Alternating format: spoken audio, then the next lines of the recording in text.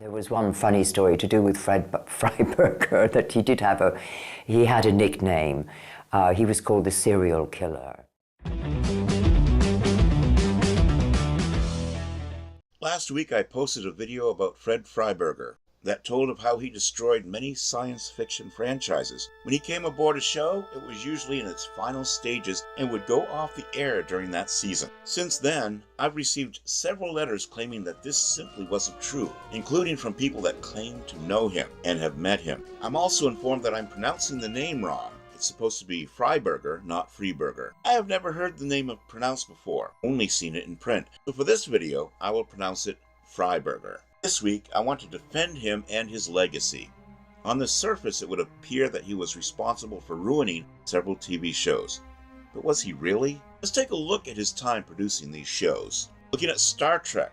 According to Wikipedia, Freiberger had been interviewed as a possible producer for Star Trek before it entered production in 1966, but had left the selection process due to a planned trip.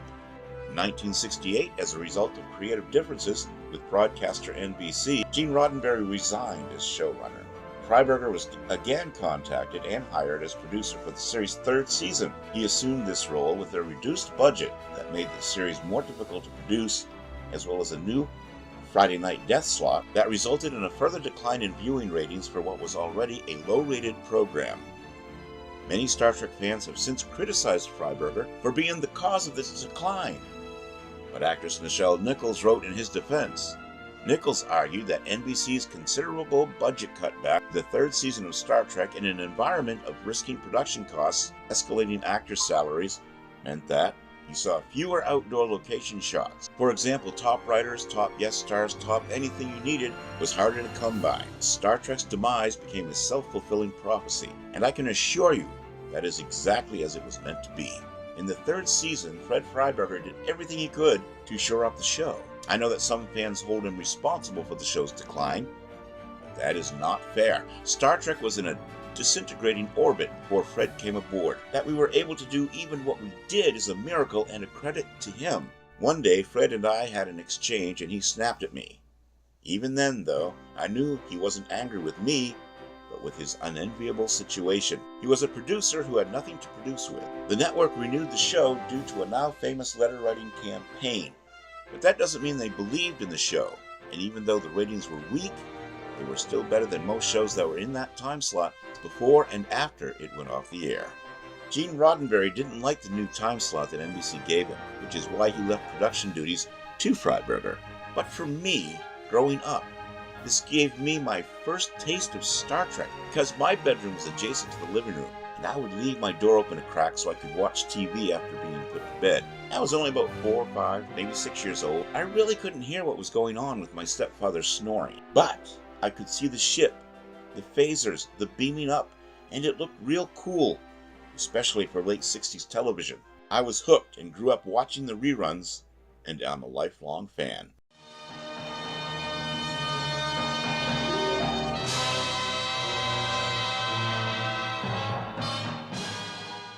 And I met Fred Freiberger, who died recently, unfortunately, who was a writer on the very first Star Trek. And he was a very, very nice guy, but he was American. And what I mean by that is we have a different way of thinking. That he felt, well, you know, adolescents love monsters, and so we're going to stick to monsters on the whole. He came up with ideas that I didn't really approve of, but he was here, quote unquote, to satisfy the American audience. On December 15th, 1975, Freiberger was confirmed as both script editor and producer for the second season of Jerry Anderson's British science fiction TV series Space, 1999, recruited in part to make the series more appealing to the American market. To that end, Freiberger reworked the series with major cast and character changes, a heightened emphasis on action and drama, and even ensured that signs appearing in the episode used American English spelling. He also wrote 3 episodes for the show's second season under the pen name Charles Woodgrove. They got rid of the Barry Morse character of Victor and replaced him with Tony Inholt and Catherine Schell as Tony and the alien Maya. These younger characters were meant to appeal to a younger audience. But that strategy backfired as the Morse character was popular with the initial fan base, and the new characters were not as well received. Tony did have good chemistry with Alan Carter, who was played by Nick Tate, which is one of the season's highlights.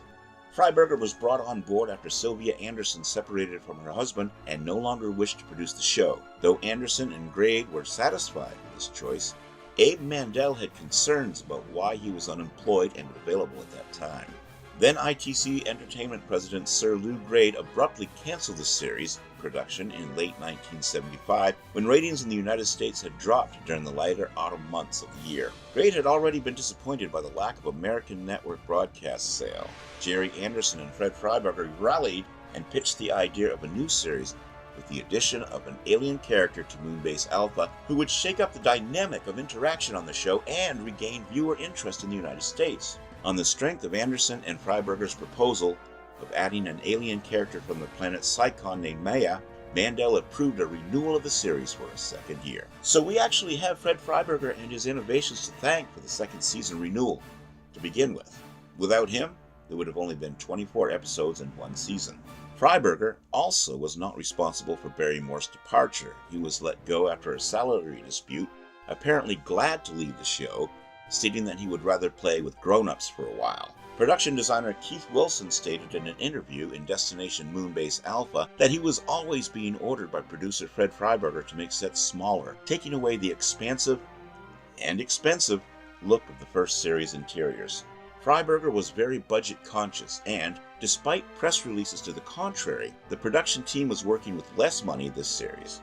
If there had been a budget increase, the stagflation economy of the 1970s would have canceled it out. When interviewed, many of the actors state that they were asked to accept less money, including Martin Landau and Barbara Bain. So, once again, Fred Freiberger was dealing with budget cuts and doing the best he could with what he was given to work with. Freiberger emphasized action-adventure in Year 2 stories to the exclusion of the metaphysical themes explored in Year 1. Of Year 1, he commented, they were doing the show as an English show where there was no story, with the people standing around and talking. In the first show I stressed action as well as character development, along with strong story content to prove that 1999 could stand up to the American concept of what an action-adventure show should be.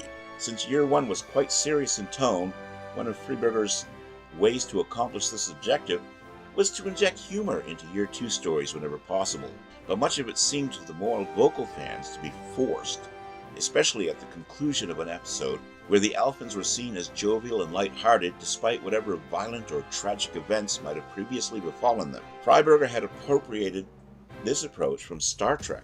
The endings of many of that show's episodes featured an upbeat discussion among the cast of the lessons learned during the episode and closing on a joke. This approach was copied for Space 1999, with Koenig, Berdeschi, Russell, Carter, and Maya enjoying a laugh in the command center. Given Landau's intensity and the brooding nature of the Koenig character, the approach did not fit the series. To fulfill the scheduling requirement and cut production costs, Freiberger used the double-up script solution. During double-up installments, 2 first-unit production teams would film 2 episodes simultaneously. Landau and some of the supporting cast would be given expanded roles and would film an episode on location or on sets constructed for that story in Pinewood Soundstage M, while Bain and the remaining supporting cast, also in expanded roles, would film their episode in the standing alpha sets on Soundstage L. Landau and Bain would then be given minor roles in the opposing episodes. This measure was used to complete 8 stories as 4 pairs. Johnny Byrne, not the comic book artist, but one of the producers, said that Freiberger was a good man and good producer, but not good for Space 1999. He had gotten them a second year after the cancellation, but the changes he made did not benefit the show. According to statements made by Martin Landau, Space 1999's ratings were not low, but its cancellation was due to financier Lew Grade's decision to redirect funding from Space 1999 to his new movie project, such as Raise the Titanic. The ratings didn't improve, but they also didn't go down either, and they considered renewing the show for a 13-episode 3rd season, but that never materialized. Then we come to the $6 Million Man. Fred Freiberger was involved in that show's final season, but I couldn't find any specifics on his contribution to that show. The only thing I could find is that the show was canceled due to low ratings. that was our show for today. What do you think? Do you think that those shows were canceled because of Freiberger's involvement? Or do you think it was simply a coincidence? Let me know your thoughts in the comments section below. Don't forget to subscribe to my channel. I'd be very honored if you did so. Click the little button to stay informed and leave a comment in the comments section. Also in the comments section, check out my Carl Vincent Vampire Hunter franchise. Till next time, this is Kevin Gibbon saying, live long and prosper, may the force be with you, and keep reaching for the stars.